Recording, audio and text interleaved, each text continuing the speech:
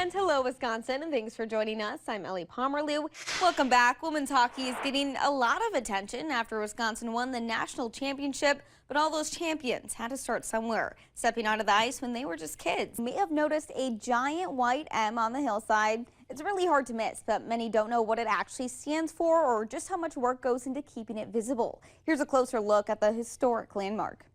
Are you interested in rescuing a rabbit? The Buffalo County Humane Association sure hopes so. The facility has been flooded with roughly 50 domesticated rabbits and is now asking for help. The Department of Justice has announced it will investigate the Hennepin County Attorney's Office over its new policy that would require the consideration of race when it comes to plea deals.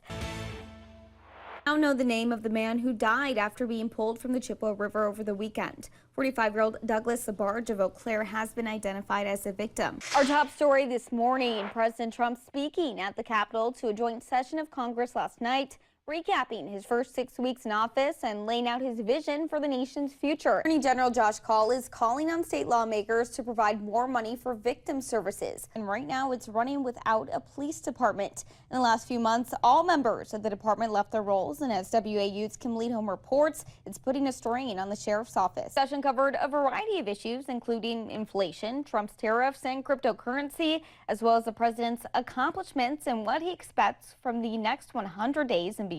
The County Sheriff's Office is asking for the public's help in finding a wanted man.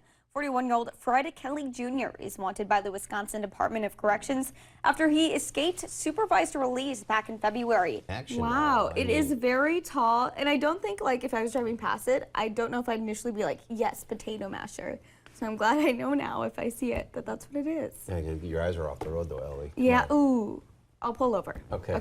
It's reaching for a shot of energy could get a shot of alcohol instead. Listen to this. High Noon has issued a voluntary recall of its vodka seltzer after some cases were mislabeled as Celsius energy drinks. She brought a Celsius to work, so I was looking at this very closely and trying to recall what dates I bought them. I almost drank it all. You drank it all? Yeah, okay, no adverse effect. I mean, like, the feeling looks so really good. I just am wondering if I would enjoy the egg on the bottom or if it would just be all about the filling.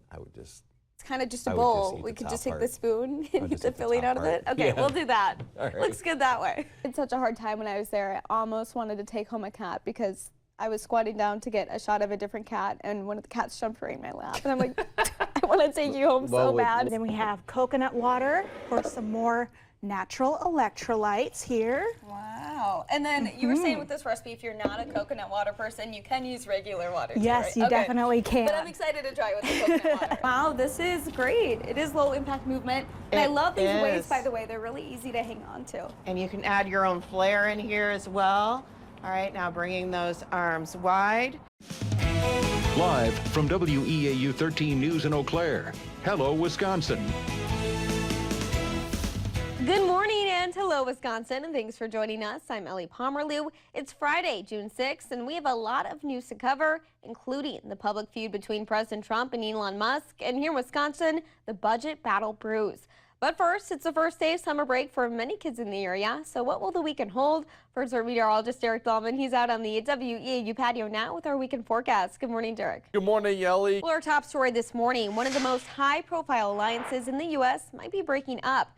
President Trump and Elon Musk appear to be engaged in a social media conflict. So what happens when the president of the United States squares off against the world's richest man? Some analysts say they both lose. Lawmakers on both sides of the aisle are speaking out about the ongoing state budget battle after negotiations broke down this week.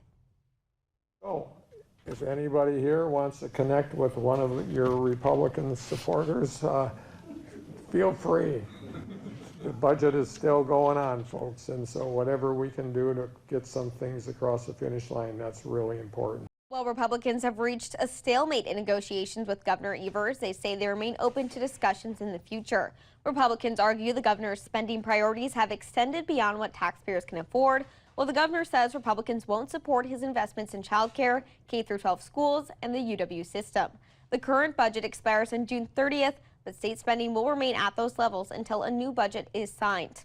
Well, a program that delivered millions of dollars of food grown by Wisconsin farmers to 254 food access sites across the state was canceled in the spring.